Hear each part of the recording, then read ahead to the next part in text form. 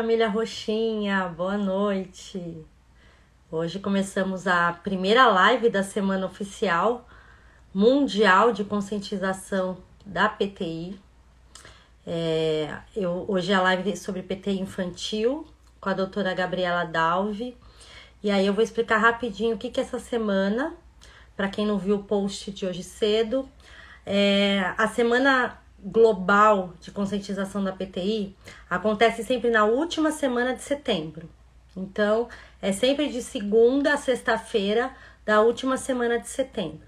E o Dia Mundial de Conscientização da PTI acontece sempre na última sexta-feira de setembro. Não tem um dia fixo do mês.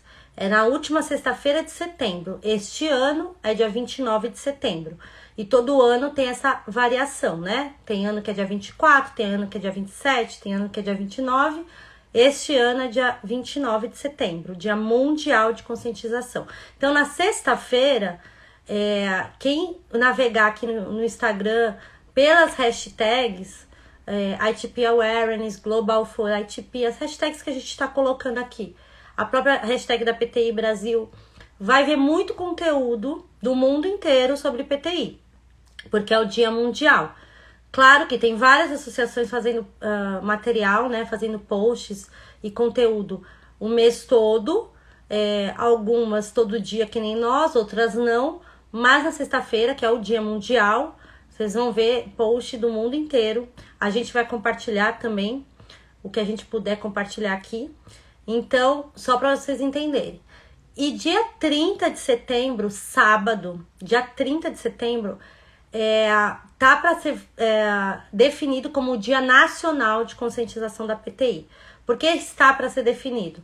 É um projeto de lei que a gente escreveu aqui, a PTI Brasil entrou com esse projeto de lei na Câmara e está na mão do presidente da Câmara. Então, assim, a gente já deu entrada nesse projeto de lei para definir dia 30 de setembro como o Dia Nacional de Conscientização da PTI. Então, só tá faltando ele assinar. Basicamente, já tá lá com o presidente da Câmara e vai ser o Dia Nacional, que aí vai ser todo ano, dia 30 de setembro. E a gente escolheu o dia 30 de setembro, a gente conversou com alguns roxinhos, por quê? Porque é o último dia do mês de setembro é roxo, então fecha o mês com chave de ouro. Então, dados os recados, agora vamos começar a live com a doutora Gabriela, vou chamá-la aqui. Peraí, pronto.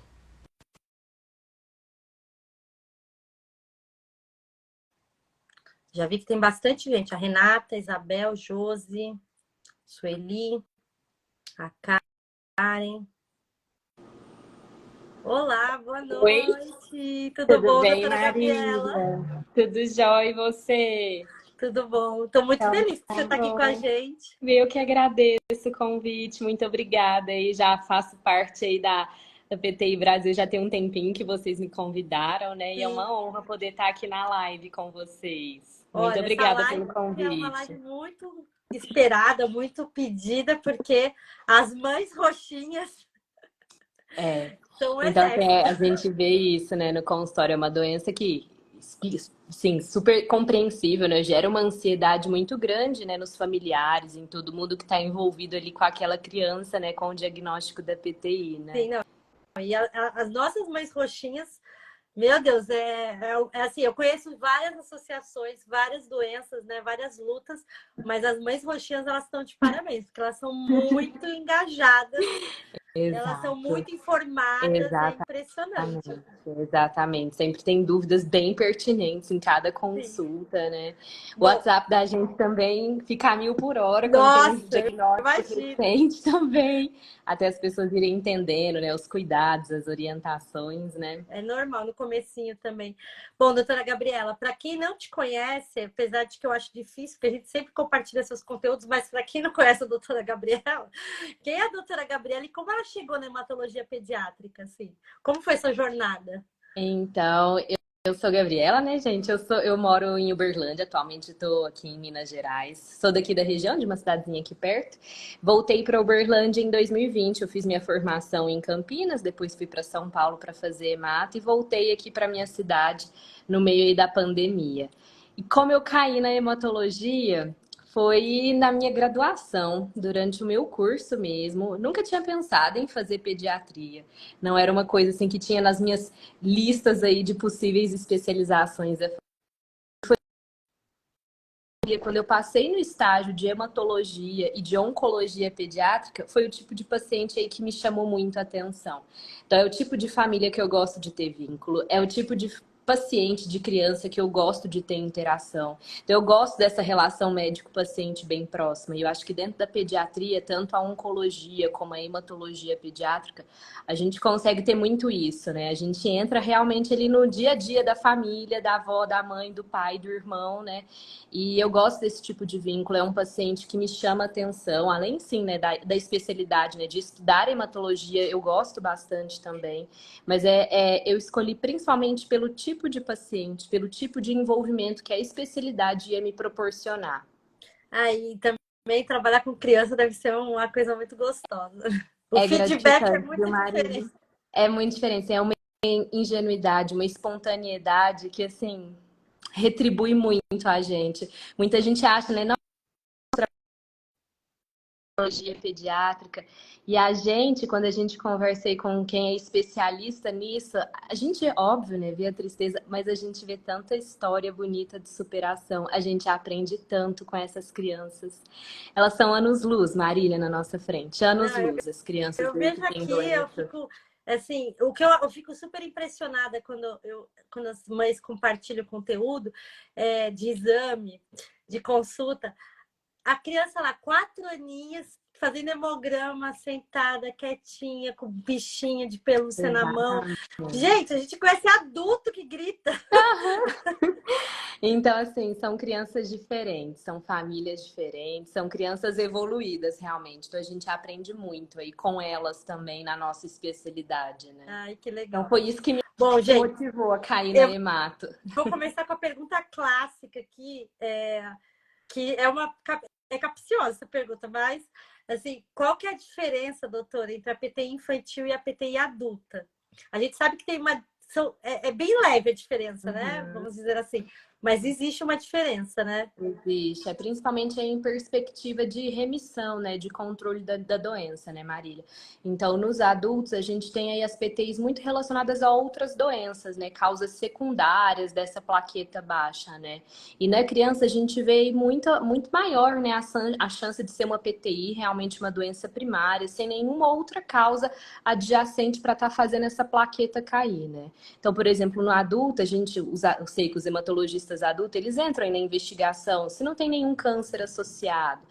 Geralmente os adultos, né, usam um tanto de medicação. Existem várias medicações que causam, né, plaquetas baixas. Então, a gente sempre tem outros diagnósticos para pensar na faixa etária dos adultos. Na infância, não. A gente tem que a maior parte das causas de plaquetas baixas, né, a gente vai cair realmente na PTI, sem nenhuma outra doença, né, subjacente a ela, e a perspectiva de cura é muito diferente, né?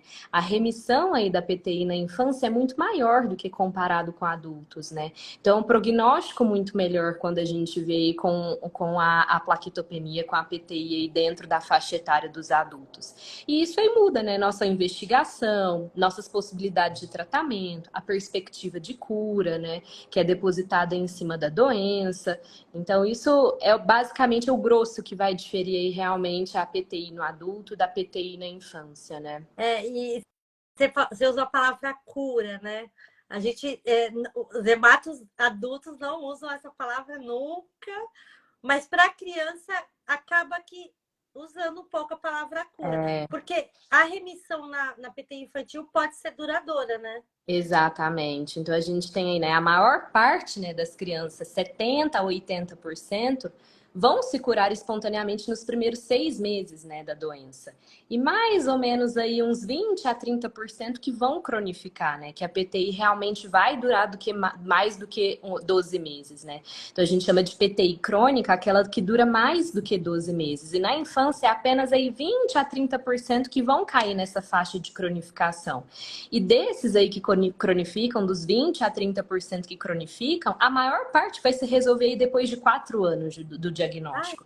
Então, é. Ah, que Então, a gente tem legal. ainda essa maior parte aí que vai remitir aí dentro dos próximos 4 anos. Mesmo você cronificando, passando ali dos 12 meses do diagnóstico, tem essa chance de cura aí nos próximos 4 anos de acompanhamento. Então, é muito diferente, né, o que a gente vê de dados estatísticos do adulto para os dados estatísticos da criança, né? Então, na verdade, a maior parte das PTIs na infância, às vezes a gente nem vai diagnosticar. É uma queda aí de plaqueta tão discreta que às vezes não vai ter sintomas na criança, né? E às vezes passa batida, a gente nem diagnostica e essa plaqueta sobe espontaneamente sem nunca ninguém nem ter investigado, porque a criança Não, não chegou a ter plaqueta aconte- tão baixa, né? aconteceu comigo. A minha PTI, eu descobri com 28 anos. Só que Aham. quando a médica foi investigar, fazer pergunta e tal, eu já tinha tido 2 vezes quando eu era Olha criança aí, PTI. Só olha que aí. em coisa de semanas, a minha PTI foi É, embora quando eu era criança. Então, e é isso assim, mesmo. nem na época nem foi É, diagnosticado. É que aí quando a médica começa a investigar e perguntou para minha mãe e tal, aí minha mãe esmiuçar, falou: né? "Não, ela já teve umas manchinhas". E aí eu fui lembrando que eu tive sangramento na escola, no nariz, uma semana, tal. Então assim, eu já era minha terceira vez. Era uma terceira recaída, então, né? Era, E aí isso mas eu acontece achava que era a muito. primeira, porque como É, eu curei, né, rapidamente na infância, nem sabia, eu não é, fazia nem ideia que era. Então acontece exatamente. mesmo, né? Acontece muito. Às vezes, assim, é uma queda discreta. Ele às vezes fica 100 mil, 120 mil plaquetas, 90 mil plaquetas, que isso não, às vezes nem vai dar sangramento, né? Nem vai dar manifestação de roxo, sangramento de nariz, gengiva. Ninguém nem colhe o hemograma porque a criança tá ótima e cura espontaneamente. Essa é a regra, né? A maior parte dos casos vão ser esses, né? E aí, em alguns casos, a minoria que a gente vai precisar de tratamento, a minoria que vai cronificar, que vai durar mais do que um ano, e ainda assim a gente tem a perspectiva dessa doença remitir aí ao longo dos próximos 4 anos de Ai, acompanhamento, muito né? E isso a gente não importante vê essa tanto no informação adulto, que você né? trouxe dos 4 anos, porque é uma média muito importante, né? A gente E tem a isso, mudança da infância, né? Seria, né? isso, Ai, isso.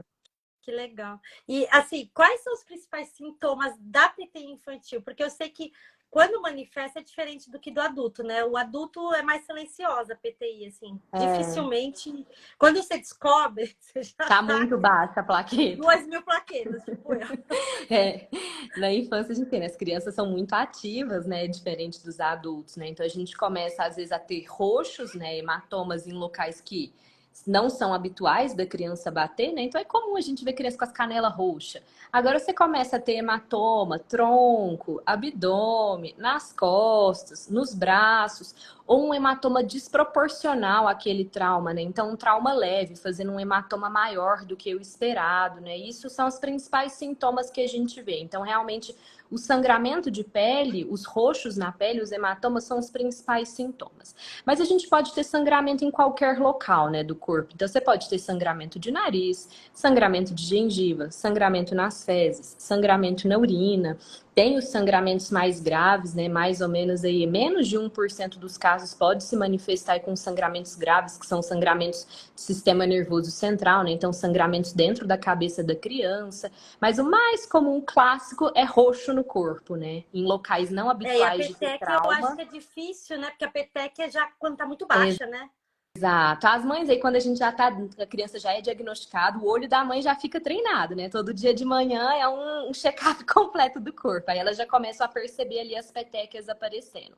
Mas o clássico ali no diagnóstico, quando a família ainda não conhece as petecas, começa a notar aquela desproporção entre o roxo. Às vezes a escola aciona os pais, né? O que que tá Tem acontecendo? Que ele tá todo muito isso. roxo. O conselho Demais. tutelar, o conselho Exato, tutelar. Marília, muito. Então, assim, o que que tá acontecendo? Tá batendo? Tem alguma coisa de maus tratos que a gente tem que ficar atento? Então, chega até nesse ponto aí da escola suspeitar se não tá tendo nenhum tipo de maus tratos com essa criança e quando você vai ver, realmente é plaqueta, não tem nada acontecendo aí de diferente na família dessa criança, né? E assim, a pergunta que eu ia te fazer, você já respondeu, mas eu pensei assim, esses casos que entram em remissão espontânea, sem tratamento, sem nada, seria uma reprogramação do sistema imunológico da criança ou é porque ela ainda está em desenvolvimento ali? Exato, né? Então, como a gente tem gatilhos, né, da PTI na infância, quais que são os mecanismos que fazem a gente descontrolar o sistema imune e destruir a própria plaqueta, né? Ou são infecções, né? Geralmente é um mês antes de começar a ter os sintomas da PTI, a criança tem uma história de ter tido uma infecção, seja uma infecção viral, pode ser um resfriado, uma diarreia, um vômito, uma um pé-boca, qualquer quadro infeccioso, seja viral ou seja bacteriano, ou então vacinas. E aí, qualquer vacina também você pode aí fazer um descontrole de sistema imune e você começa a produzir anticorpo contra a sua própria plaqueta. E o nosso objetivo de tratamento é realmente controlar esse sistema imune. E às vezes, por algum motivo, o seu sistema imune, por ele próprio, controla, volta ao normal e para de destruir suas próprias plaquetas, né? Então, essa questão da remissão espontânea é isso. Seu corpo se reprograma e entra ali dentro do normal, do esperado, para você parar de produzir anticorpo contra suas próprias plaquetas. E isso não acontece muito em adulto, assim, porque a gente já tá com o sistema formado, né? Então, Exato, né? Então a chance de remissão aí da doença no sozinha adulto é muito menor, né? é muito É muito difícil. menor, né? E, Então a e criança tem é. diferença da fase da criança, tipo, a primeira infância, segunda infância e adolescência, essa questão da remissão espontânea, ou esses 80% são para A todos? literatura, os artigos científicos, eles falam nesse dado geral, viu, Marília? Qual que é a grande questão? Na adolescência, a gente aumenta as chances de ter alguma outra doença que não só a PTI para justificar essa plaqueta baixa, né? Então, na fase da adolescência, a gente já começa a pensar em algumas doenças da faixa etária de adulto, doenças autoimunes, doenças reumatológicas, que às vezes o primeiro sintoma daquela doença pode ser a plaqueta baixa. Então, na faixa etária de adolescente, pode ser que a chance de remissão seja menor, porque nem sempre vai ser a PTI pura ali. Às vezes pode ser a plaqueta baixa como início de um sintoma de uma doença.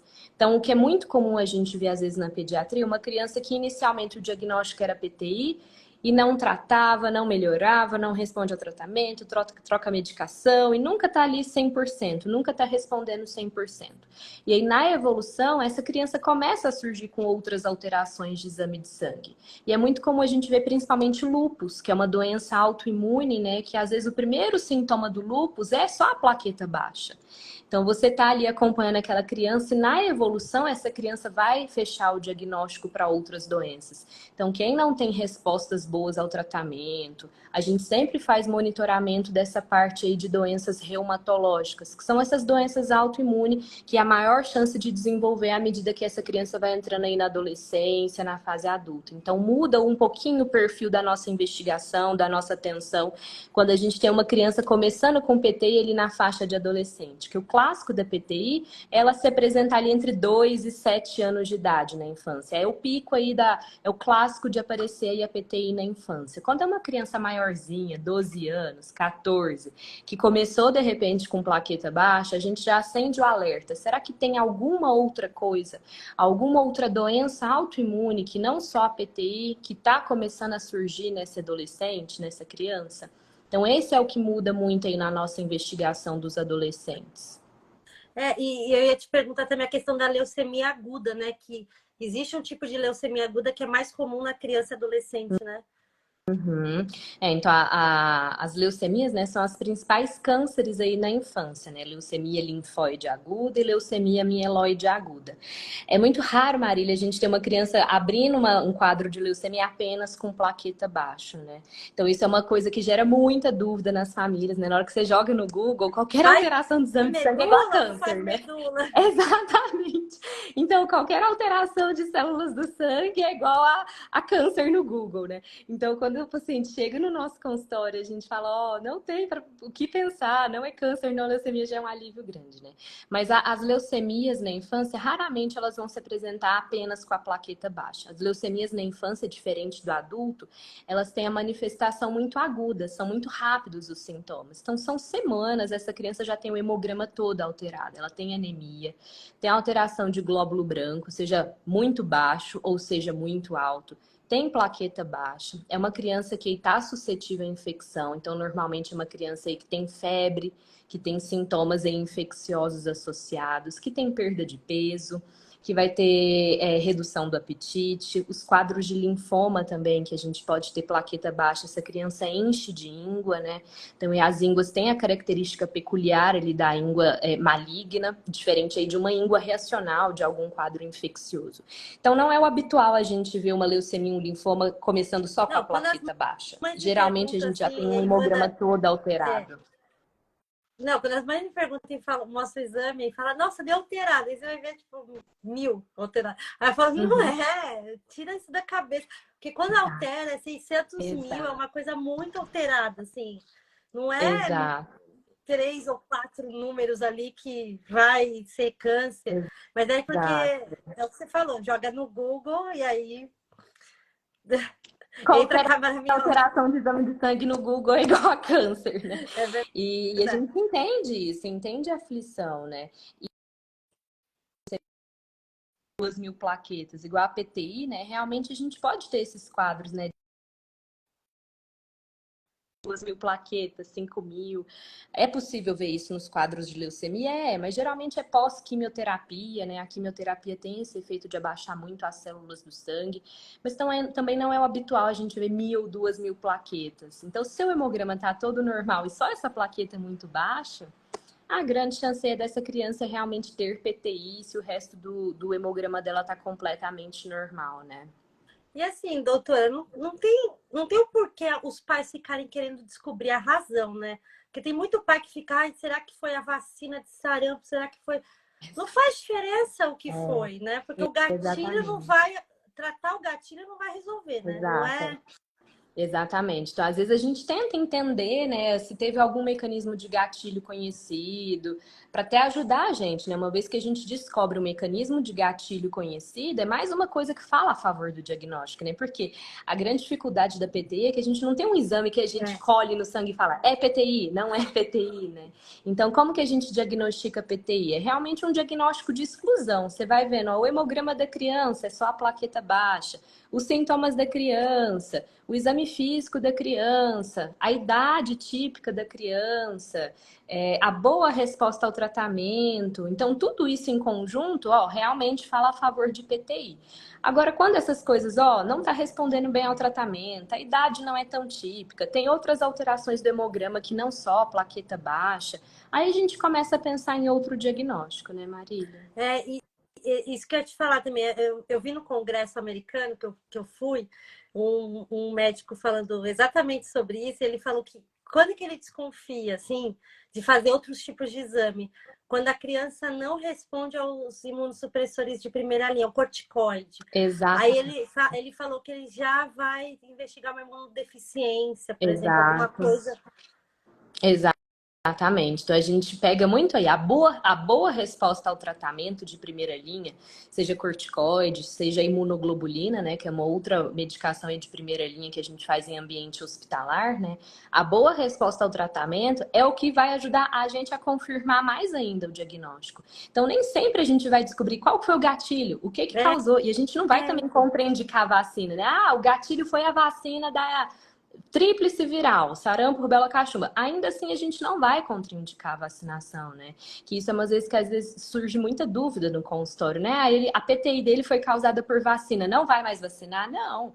O risco-benefício da vacinação vale muito a pena a gente vacinar, e se porventura tiver uma nova PTI, a gente trata, a gente retrata, né? A gente consegue, às vezes, tratar muito mais fácil uma PTI do que tratar, por exemplo, uma meningite, que possivelmente tem uma evolução fatal, né? Então, a gente não vai contraindicar nenhuma vacina, mesmo a vacina tendo sido o gatilho ali para esse descontrole do sistema imune da criança. E é né? importante falar exatamente isso que você falou. A vacina não causa PTI. Você já tinha predisposição ali para a PTI acontecer pela alteração, né, a mutação genética do autoimune. E aí a vacina foi só um gatilho, entre vários outros que você tinha ali. Eu falo isso para os pais, eu falo, não foi porque a frase básica é essa, a vacina causou a PTI do meu filho. Não foi a vacina. Ele ia ter de qualquer jeito uma hora da vida dele, porque ele já tinha predisposição. Ela acordou, né? Vamos dizer assim. Exatamente, foi só um empurrãozinho ali para acontecer. Né? Exatamente, a E é o gente que não você falou, é contraindica muito a mais vacina. fácil tratar uma PTI do que uma doença grave Uma que não doença foi tomada infecciosa vacina. grave. É, ou então, pior, né? Tratar uma Exatamente. PPI e uma doença grave ao mesmo tempo, né? Quando não toma Exatamente. vacina. A Exatamente. Então, Covid, na o- época da pandemia, a gente aconselhou muito os pais, quando começou a vacinação, a levarem os filhos, porque já tinha saído pesquisa que o custo-benefício era favorável. E aconteceu um fenômeno muito interessante, porque a gente fez uma pesquisa aqui com os pacientes, cerca de 200 pacientes. A maioria subiu plaqueta depois da vacina, jura? na Olha semana da só, vacina. Marília! Foi uma Olha reação. E aí, só! lá fora, as pesquisas que o pessoal também fez também mostrou isso. Isso entre a Uma, população adulta que vocês viram essa sim, pesquisa. população Olha adulta só. subiu É, plaqueta. nas crianças a gente ainda não conseguiu ver essa relação, não. O que eu sei, assim, os meus pacientes do consultório que vacinaram não tiveram nada, assim, não mudou nada na plaqueta, Então, nenhum problema. nenhum problema. Nenhum problema. Até assim, crianças, eu faço consultório também de pediatria, além da hemato, de consultas de rotina de pediatria, nem febre as crianças Não, não, não, foi super também. tranquilo. Mas não descompensou nada a plaqueta das crianças. Nada, nada, nada. Agora, esse dado aí de falar se realmente aumentou, igual foi na população adulta, aí eu não sei te afirmar se na população pediátrica se já tem A algum nossa pesquisa não foi estudo. científica, a nossa pesquisa foi com os pacientes aqui, foi Mas vocês autodeclarada, observaram mas isso. foi uma pesquisa genuína ali, porque todo Olha mundo estava só. com essa preocupação e foi fazer hemograma, né? E a Uhum. maioria ou ficou com o mesmo número de plaquetas ou aumentou. Olha Assim, só. a porcentagem que caiu foi tipo 7%, que caiu depois Nossa. da aplicação da vacina. E também teve a questão do tipo de vacina, Uhum. né? A primeira vacina A teve mais. Coronavac. Não, A a Pfizer? AstraZeneca teve A um pouco AstraZeneca. mais de caso de queda do que a da Pfizer, zero caso de queda, praticamente. Quem Uhum. respondeu a pesquisa como Pfizer não apontou queda. Então, claro, é o que eu falei para todo mundo na época da pandemia. Gente, é uma vacina nova, né? Nova, a gente sabe que não é Uhum. tão nova, porque a Uhum. pesquisa já estava em desenvolvimento, Uhum. mas é uma como todas as outras, Sim, assim. Ter medo dessa vacina é uma besteira, porque é muito mais fácil tratar, como você falou, uma reação da vacina do que uma reação à Covid. Uma exatamente. criança. Exatamente, Marília. Então, isso é uma coisa assim que a gente bate muito na tecla no consultório, né? E as taxas de vacinação, no geral, né, no Brasil todo, estão muito aquém das metas, né? A gente vê campanha da gripe, campanha da Covid, na população pediátrica, na população de gestantes, a gente sempre fica aí muito abaixo da meta. Então, é uma coisa que a gente tem que realmente martelar, martelar, martelar, né? Pra gente não deixar essas doenças infecciosas que estavam controladas há tanto tempo, né? A gente voltar a ter surtos. Não sei aí onde vocês estão, mas aqui em Minas Gerais a gente teve uns descontroles aí de alguns casos de meningite por bactérias diferentes, por pneumococo, por realmente aí por questão de cobertura vacinal que daria pra gente melhorar, né? Então, não é a Aqui em São PPI Paulo a que gente vai teve, né, contraindicar. também. Aqui em São Paulo teve É, que. Da meningite teve também da paralisia infantil, né? Alguns é. casos, né? Teve realmente aí da paralisia infantil. Isso é O muito tempo que eu morei em São preocupante, Paulo porque teve também surto de sarampo na época que eu morei em São Paulo. Então, são doenças aí que estavam erradicadas há muito tempo, né? E a gente mas o voltar a ter pessoal acho que surtos, agora está né? voltando a entender a importância e É, também a questão que não afeta o tratamento. E eu exato. sou um exemplo. Eu mesmo eu estou em remissão, eu tomei vacina da febre amarela. E eu falei, eu fiquei um tempo sem tomar vacina da febre amarela enquanto eu estava em tratamento, porque a minha médica falou, é que demorou muito meu tratamento para dar certo. Então ela falou assim, agora que tá dando, espera um pouquinho. Você tem necessidade? Eu falei, não, agora eu não tenho. Mas aí eu ia viajar, eu precisava. Aí eu tomei. Aham. Aí eu tomei Uhum. e não aconteceu absolutamente ao contrário, assim. Do último exame antes da vacina para esse, aumentou 10 mil minhas plaquetas. Então, na Olha verdade, subiu só. um pouquinho. Uhum. E tecnicamente a vacina mais, vamos dizer assim, preocupante para quem tem PTI seria da febre amarela, porque ela é a mais forte, assim, né? De Uhum. reação. E eu não tive Uhum. nada, nem dor no braço, Que assim. bom. Então, e eu sou uma paciente refrataríssima, então, assim, Então por isso que foi eu super falo, bem controlado aí, né? o bom de troca de experiência aqui entre os pacientes também é isso. Os pais novos, né, de nova viagem aí com a PTI, que chega assim com muita informação e sem conhecer ninguém que tem PTI, que também assusta um pouco. Quando ninguém na escola tem um filho com PTI, só você, a gente fala, conversa, a gente sempre está compartilhando história e um segue o outro e vai conversando, porque tem gente que tem filho com PTI crônica, né? Há 8 anos, 10 anos. Já passou por tudo isso, sabe? De cor e salteado, que não afeta, sabe? Exatamente, Marília. Então é super válido essa troca aí de experiências, né, entre as famílias. Eu concordo. Agora, eu vou te fazer uma pergunta que também é uma pergunta. A gente já fez até o ano passado, no Setembro Roxo do ano passado, a gente fez até uma série no outubro, no mês das crianças, sobre isso. Mas é uma pergunta recorrente, que são as atividades físicas da escola, a educação física e as brincadeiras mesmo. Porque, na verdade, é o que você falou, as crianças são super evoluídas. Elas sabem os limites delas, mas os pais ficam muito preocupados, né? Então, é mais para acalmar os pais essa pergunta do que as crianças em si, porque as crianças, elas não vão passar do limite delas, né? Até por conta da fadiga também, né? Quem tem PTI ativa tem fadiga. Mas o que é possível fazer com aquela média de 40 mil, 50 mil plaquetas? Então, assim, Marília, quando a criança está com menos do que 40, 50 mil plaquetas, né, a gente tem uma restrição maior de atividades, né? Então, o que a gente libera em uma criança que está com plaqueta mais baixa? A gente libera atividades de solo, né, e atividades que não tenham risco de impacto. Então, a gente vai liberar uma caminhada, uma natação, agora uma educação física, onde tem risco de bolada, né? Eles gostam muito, né, de carimbada, queimada, pular, trepa-trepa, escorregador, nada disso vai dar pra gente liberar aí numa criança aí que tá em tratamento ainda de uma fase aguda da doença, né? Então, tudo que for atividade de solo, sem risco de queda e sem risco de trombar, bater, bolada, dá pra gente liberar com segurança, né? Sempre sob a supervisão ou de um responsável, de um pai ou de um professor aí da área da educação física, a gente sempre orienta isso, né? E a partir do momento onde essa criança está estabilizando, acendeu o valor de plaqueta, tá mantendo, maior do que 40, 50 mil é um nível aí seguro, né, para essa plaqueta ter a sua função de coagulação, né, mais do que 40, 50 mil plaquetas, a gente pode fazer injeção intramuscular, dependendo aí de como for o procedimento, dá pra gente liberar alguns pequenos procedimentos, né, para essa criança, aí a gente começa aí liberando gradativamente à medida que essa criança está com um valor aí estável de plaqueta, né? Uma vez que tem recaída, a gente retoma os mesmos cuidados ali daquele valor mais baixo de plaqueta, né? Mas dá para fazer aí uma caminhada, natação, uma atividade de solo, tudo isso é liberado para essa criança. E eles precisam disso, né? É muita energia na infância, né? Correr, né? Eles correm muito, né? Canalizar toda essa energia é difícil. Então, às vezes, quando você está com a plaqueta muito baixa, que você tem que realmente limitar aquela criança, é uma dificuldade enorme ali para a família, né? A gente deixa relatório médico falando que essa criança realmente não vai poder ir para a educação física, né? Na educação física é mais difícil, né? Para um professor coordenar várias crianças, né? Aí é muito mais difícil. Então, em fase aguda, ainda a plaqueta ainda sem resposta ao tratamento, a gente deixa afastado da educação física realmente.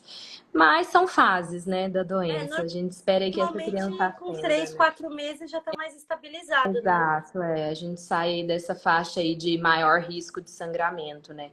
Menos do que 10, 20 mil plaquetas, a gente já tem risco de sangramento espontâneo, né? Então, mesmo você não tendo nenhum trauma, você pode começar a ter algum sangramento, se sua plaqueta está menor do que 10, 20 mil. E 40, 50 mil já é um valor aí um pouco mais seguro para a gente começar a ir liberando gradativamente as atividades para essa criança. E que eu disse que a criança se autorregula, porque a fadiga, quando a plaqueta está muito baixa, é muito grande. Né? Então a criança não vai querer correr, porque ela não vai. Ela vai estar muito cansada, ela não vai conseguir, né? Tem crianças que conseguem, Maria. É absurdo, que às vezes a plaqueta tá lá embaixo e ainda assim a energia tá a mil, tá? Mas é bem comum, às vezes criança maiorzinha, né? A gente observa aí que a mãe queixa, ó, ele tá queixando mais de fraqueza, não quer fazer tanta coisa. E a gente não sabe explicar ainda o mecanismo do porquê que essa plaqueta baixa aí faz essa fadiga tão grande em alguns pacientes, né? A gente tem algumas hipóteses diagnósticas, mas ainda não é bem elucidado o porquê desse mecanismo. Mas é um sintoma aí comum da gente observar. Os pititicos menorzinhos, eles ficam a 1.000 por hora, Marília. Independente da plaqueta tá alta, tá baixa. Agora, os maiorzinhos, aí realmente a gente já começa a observar essa queixa de fadiga quando o valor da plaqueta tá muito baixo. Eles dizem, os artigos dizem que é por causa do índice de inflamação, né? Seria, mas é o que Isso. você falou, não necessariamente porque a pessoa está com a inflamação, né? A Que ela criança vai vai ficar. ficar parada. Os pititico pega fogo mesmo com a plaqueta baixa. Então, realmente é difícil, né? Às vezes, quando a gente precisa internar, a plaqueta 1.000, 2.000, que você tem que fazer tratamento em ambiente hospitalar, é difícil até você manter a criança, às vezes, no berço. Porque eles estão ótimos, estão perfeitos, tá sem sintoma nenhum, só assim, todo cheio de roxo no corpo, mas a energia tá a 1.000. A É, 1.000, a 1.000, a 1.000. e o que você falou de todos os esportes, assim, a natação, realmente, acho que é o que mais se indica, assim, pelo que É, as mães conversam com a gente, é. a maioria dos médicos indica mesmo a natação, até porque ajuda no desenvolvimento também, né? Uhum. E lidar com a fadiga de certa maneira, porque não tem impacto na água, né? Exatamente. Ali não tem risco de grandes quedas, né? Não tem risco de tomar bolada, não tem risco, às vezes, de dar uma cabeçada um com o outro, brincando, né? Então, é uma das atividades aí mais seguras, realmente, aí nas fases onde a plaqueta está muito baixa. Gente, karatê deixa pra remissão. E eles gostam, né? Brincar de lutinha, trepa-trepa, escorregador. Esquece por um Pra depois tempo. de 100 mil, quando tiver com... Deixa Mas, pra mas gente assim, a liberar plaqueta mais pra estiver frente. estabilizada acima de 100 mil com tratamento, né? Uma criança crônica, ela pode, aí já pode, Só né? Porque aí dá tranquilo, mesmo é. ela não está em remissão, ela está em tratamento, mas ela está com a plaqueta alta, É, tudo tá bem. tranquilo. 100.000 é remissão da doença, é controlado, né? Às vezes a gente já vai começar a tentar reduzir dose de medicamento, dependendo do medicamento que tá, ou tirar a medicação, ver se ela vai sustentar a resposta, né? Mas 100.000 é um valor super seguro Então. mesmo. Então, Bem tranquilo. respondendo às dúvidas das mães crônicas, tá liberado depois de 100 mil. Não, porque o que acontece? Tem muita criança aqui no grupo que tem a crônica, né? Tem a Uhum, PTI crônica e faz uso de Revolade, por exemplo. Então, uhum, o Eltrombopag. Eles fazem uso do Eltrombopag e mantém a plaqueta 200 mil. uhum, Só que quando tenta tirar, cai bruscamente. tá. Então, Uhum. né? É Fica lá, dependente não da faz o desmame. medicação ali, E aí a né? mãe fica naquela dúvida, mas está em remissão ou não tá? A gente fala, não, tá em controle da Sim. doença. Remissão não tá, porque se você tenta tirar e cai, mas, ao Uhum, mesmo tempo, com 200 mil, vida normal. Então, uhum. se tá tomando medicamento, tá mantendo a plaqueta lá, Vida que pode fazer tudo, né? segue. Exatamente. Então a gente tem um valor super seguro para levar uma vida normal para essa criança. A gente sempre aconselha que os pais de criança que tem PTI crônica a tentar buscar sempre um tratamento, não deixar, porque depende do médico, tem lugar que não tem É. hemato, a gente sabe, o Brasil tem hematos mais Hematopediatra é concentrados mais nas difícil capitais. ainda, né? É. É. Então, acaba passando só com o pediatra normal do postinho, né? O médico Uhum, da família. uhum, E às vezes os médicos não dão tratamento. Ah, tá bem, não tem. Ah, tá 30 mil plaqueta, não tá sangrando, deixa. uhum, Vamos levando. Só que às uhum. vezes, por exemplo, esse medicamento, o Trombopag, a partir dos 6 anos de idade, ele já dá uma boa resposta. E às vezes é a resposta que os pais querem para a criança ter atividade física, porque É. senão. Então, assim, eu sempre falo, pesa na balança porque às vezes compensa manter no medicamento. Uhum, Eu não sei, eu sou meio suspeita, eu não gosto muito desse só olhar e observar quando é crônico. Quando é agudo, tudo bem, porque faz uhum, sentido, né? uhum, A PTI pode ir embora. uhum, Mas quando é crônico, eu fico tão preocupada, porque, claro, a gente recebe de todos os tipos de casos, inclusive de uhum, óbitos uhum, infantis. uhum. Então, a gente, a gente tem esse pé atrás com só o olhar, entendeu? Sim, sim. É. Realmente a PT, a gente fala assim, é uma caixinha de surpresa, né? A gente não sabe quem vai responder bem, quem vai responder mal, quem vai responder a tal remédio, a outro remédio, né? Quem vai remitir mais rápido, quem vai demorar mais a remitir ou quem não vai remitir, né? Então é uma caixinha de surpresa. A gente realmente tem que ir avaliando a resposta individual de cada criança Não ao tem fórmula, tratamento. né? Não tem fórmula, não tem regra de bolo, não tem receita de bolo. Realmente é uma caixinha de surpresa. É a gente ir tratando e sentindo como é a resposta, qual é a melhor resposta, para a gente ir realmente individualizando o tratamento, né? Então, Cada paciente com PTI é um paciente. Não tem como a gente aplicar a mesma regra a todos. Cada um vai responder de um jeito, né, Eu Marília? Eu concordo. E eu falo, quando eu venho minha história, porque a minha história se tornou pública, né? Tá no UOL lá. Uhum. Aí tem muita gente que chega até a PTI Brasil pelo UOL, porque viu a É? história lá. Pois no Google aparecia a foto lá, na UTI, toda.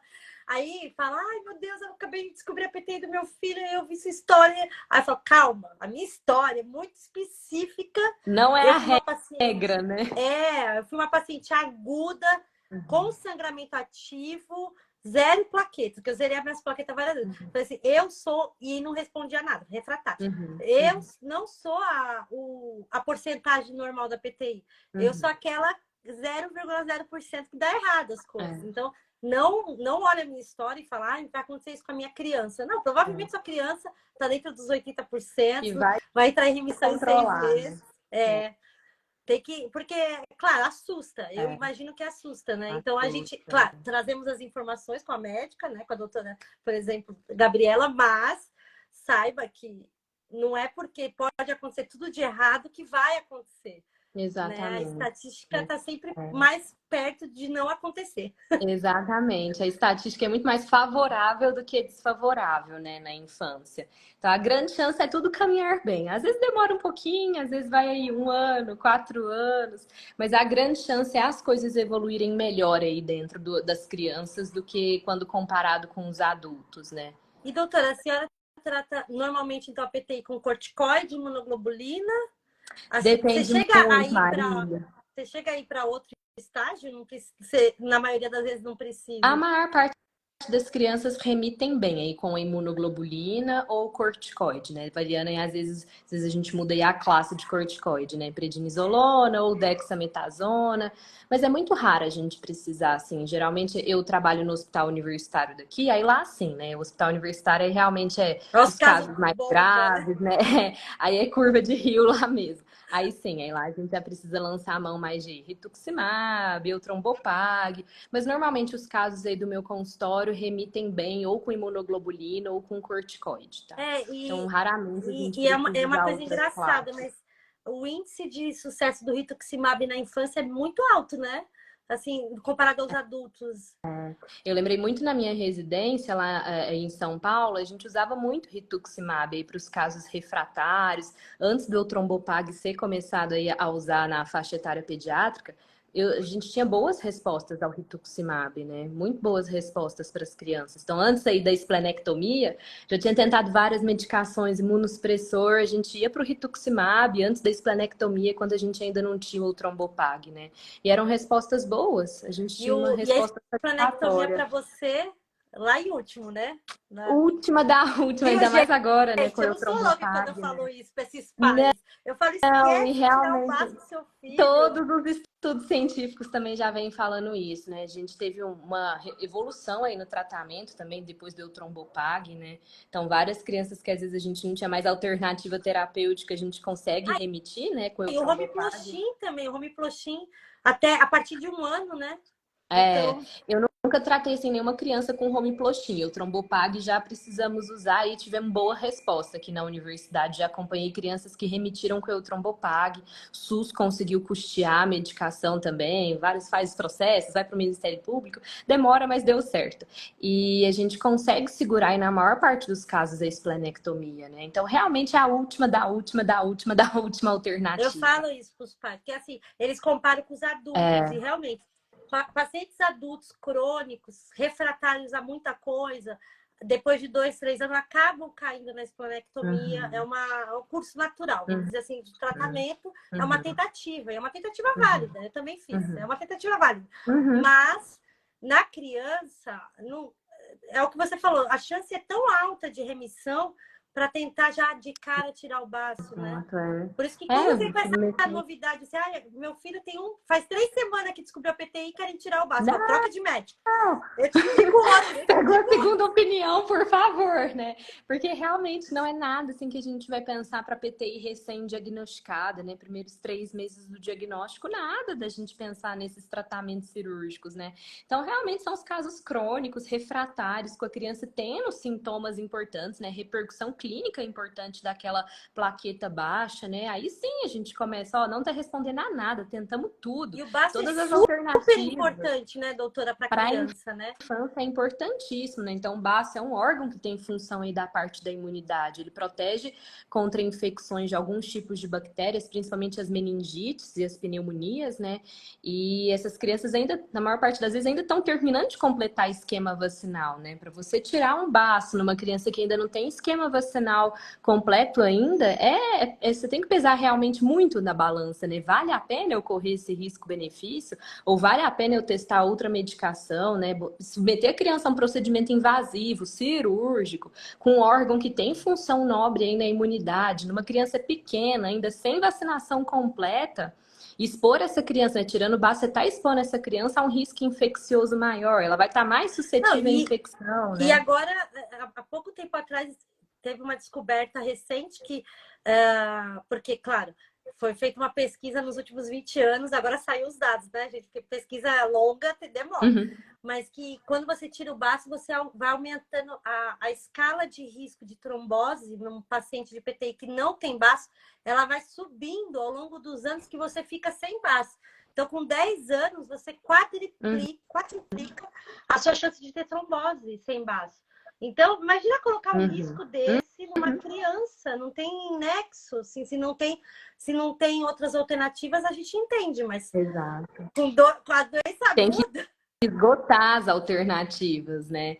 Para aí realmente você lançar a mão. Mas hoje em dia é muito raro a gente Muito precisar raro, né? tirar passo. Muito raro, Acontece muito em raro. alguns lugares do país aí que a gente É isso, sabe. né? Acontece aí nos hospitais universitários, que realmente vão ter os casos mais graves, mais complexos, né? Durante a minha residência médica, eu presenciei paciente que precisou fazer a cirurgia, e que aí só assim que teve uma boa resposta ao Você fez a tratamento. residência Mas na USP, na Santa Casa, doutora? fiz, não, na USP, em São Paulo mesmo, no Hospital de Clínicas. Na USP. Aí, No Hospital da isso, Clínica. no Hospital Nossa, das lá tem Clínicas. muito caso. Tem muito caso. Então, lá tem é separado, lá tem o Instituto do Tratamento do Câncer Infantil, que é um prédio só da oncologia e da hematologia pediátrica, lá do HC. Então, todas as crianças hematológicas acompanhavam lá com a gente nesse prédio. Então, realmente, lá vão os casos mais graves, né? Refratários, que já tentaram tratar em outros locais, né? Não, Então, que vem quando de chega outros pra gente, estados, né? vai do Brasil inteiro, né? Gente do Brasil todo que às vezes vai acompanhar lá quando tá precisando aí de algum tratamento específico. Aí sim, são as crianças. A gente precisa esplenectomizar. Eu lembro de uma criança que a gente precisou esplenectomizar, que ela tinha realmente muito sangramento, tinha aí impacto na qualidade de vida da criança, né? Então não conseguia fazer as atividades, toda hora afastava da escola e refratária a tudo. Refratária a tudo, pequenininha, não respondia a nenhum tratamento, e aí fez a esplenectomia, respondeu bem a esplenectomia. Não Ai, entrou em remissão, não ficou em maior do que 100 mil plaquetas, mas pelo menos entrou em um nível seguro de quantidade de plaquetas para pelo menos retomar as atividades aí diárias da vida da criança, né? ai, Mas que é bom. muito raro, a gente vê É só mais nesses raro grandes mesmo. centros aí de acompanhamento, hospitais universitários mesmo, né? Onde a gente tem os casos mais graves. Mas no meu consultório aí, por exemplo, eu nunca precisei tirar o baço de nenhuma criança. Todas aí responderam ou imunoglobulina, ou corticoide, ou apenas mudando a classe de corticoide aí da criança, entraram em bom controle e rápido. Bom, gente, eu vou fazer a última pergunta para a doutora Gabriela, que é a questão da mudança hormonal na adolescência, né? Tanto das meninas quanto dos meninos. Porque, assim, a PTI, quando na infância, ela é 50-50, né? A prevalência. Mas na vida adulta, é 80% quase, né? 75, 80% são casos em mulheres e 20 em homens. E na adolescência tem Marília, essa tá falhando alteração toda a nossa hormonal, né? ligação, Das eu não tô meninas e dos meninos. conseguindo escutar. Peraí, falhou Ah, toda a falhou? ligação, eu perdi aí, Agora voltou. falhou tudo. Ai, Acho que voltou, agora voltou. voltou. Não, Se você puder repetir, que eu não, eu estava perdi a falando das pergunta. mudanças hormonais da adolescência, porque assim, na infância, a PTI é a equivalência 50-50, tanto meninos quanto meninas. Já na fase adulta, a PTI pode atingir mais mulheres do que homens, né? E na adolescência, com essa mudança hormonal, como é que fica assim? Ela afeta? Essa mudança hormonal afeta? É. Aí realmente volta lá naquela questão que eu te falei, a gente vai entrando na adolescência, a gente começa a olhar muito a questão aí das doenças autoimunes, né, as doenças reumatológicas, que tem um predomínio maior no sexo feminino, né? Então a parte aí de hormônios femininos está muito relacionado com descontroles autoimunes. E aí entrando na adolescência, essa criança ainda tá com a PTI, ainda tá tendo dificuldade no tratamento, aí a gente já acende o alerta para a gente começar a investigar outras causas que estão fazendo perpetuar essa plaqueta baixa, né? Tem a artrite juvenil, né? Tem, Que é uma. tem a Corre bastante junto com a PTI, o ocorre, lúpus e a artrite o juvenil. lúpus, o lúpus aí é o mais comum da gente ver. Às vezes começa só plaqueta baixa, a gente vai acompanhando, entra na adolescência, começa a alterar outros exames que não são exames esperados de serem alterados na PTI. Aí a gente já passa aí para a equipe do adulto e na evolução fecha um diagnóstico aí de lúpus. O lúpus é o mais comum da gente ver, né? Então a gente sempre tem que ficar atento. Entrando na adolescência, principalmente a menina, né? O sexo feminino, a gente tem que ficar muito atento a outras doenças autoimunes aí associadas com a plaqueta baixa, que não só a PTI, né? Então aí a gente já começa a fazer análise aí de outros diagnósticos diferenciais nessas crianças, nesses E adolescentes, você né, Marília? recomenda sempre, quando o paciente é crônico, né? Ter um acompanhamento reumatológico também? Porque assim, eu faço a triagem aí da parte reumatológica de todos os meus pacientes. Se vem, eu Você faço aí já faz, tá geralmente uma vendo, vez gente? ao Médico de ano. verdade é assim, entendeu? Eu faço, é uma criança aí refratária, que não tá respondendo, que eu já tô acompanhando aí há mais aí de 6 meses a mais, eu já começo a dar uma olhada em outros diagnósticos diferenciais. Se em algum momento desse acompanhamento, algum marcador aí de doença autoimune, doenças reumatológicas positivam, eu já peço para passar numa avaliação com o reumato também. Para esse reumato estar ciente, mesmo que ainda não feche o diagnóstico de nenhuma outra doença reumatológica, para ele já estar ciente aí que, ó, começou a aparecer um marcador diferente, É que para a nem gente eu. Eu fazer o tenho acompanhamento marcador. em Eu conjunto. tenho, mas não apareceu nada até hoje, faz 7 É anos. isso, Mas que eu fique vou no quieto aí, reumato né, esse todo marcador. ano ver meus Exato. marcadores ali. É isso, eu Uma faço hora, eu assim. tô ciente que uma hora pode aparecer. Então, E eu já estou ciente, já pode sei não que quando. aparecer, né, Marília? Não, não É, vai. não vai aparecer, fica quieto aí. Mas é realmente, as Mas doenças é o que você falou. reumatológicas têm essa Começou característica. com esse um marcador, assim. Foi É. um marcador que a minha hemato viu, aí ela já acendeu um alerta. E Exatamente, eu faço isso. Então, todos os meus pacientes aí que são persistentes, crônicos, eu já faço uma triagem reumatológica e qualquer coisa alterada, eu já peço a opinião do colega reumatopediatra também para fazer acompanhamento em conjunto. Nem que seja isso, uma vez ao ano, passa lá para benzer, para ver se não mudou nada dos exames, né? Mas eu acho que vale a pena a gente pecar pelo excesso do que deixar passar batido aí algum outro possível diagnóstico que vai interferir aí no nosso tratamento, né? Nas possibilidades de e tratamento, às normalmente vezes afeta outro quando a critério, né? PTI é secundária, a outra doença, ela, tratando o foco principal, ela acaba meio estabilizando, né, doutora? Exatamente. Então, às vezes, por exemplo, se fecha um lúpus, você vai ter que entrar com alguma outra medicação que não só corticoide para estabilizar a doença, o lúpus, né? E aí, automaticamente, controlando o lúpus, sua plaqueta melhora, né? Então, às vezes, vai mudar a proposta de tratamento se a gente tiver alguma outra causa secundária, né? Por isso que eu acho que vale super a pena. Se a gente tem qualquer sinal de diferente, que a gente peça o colega aí para fazer o acompanhamento em conjunto, né?